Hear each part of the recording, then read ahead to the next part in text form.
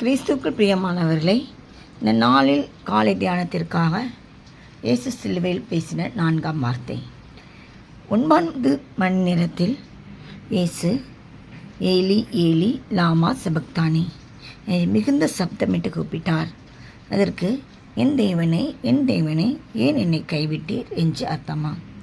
பிரியமானவர்களே, இயேசு கடைசியாக சொல்கிறார் 4வது வார்த்தையாக, என் தேவனே ஏன் என்னை கைவிட்டேன்?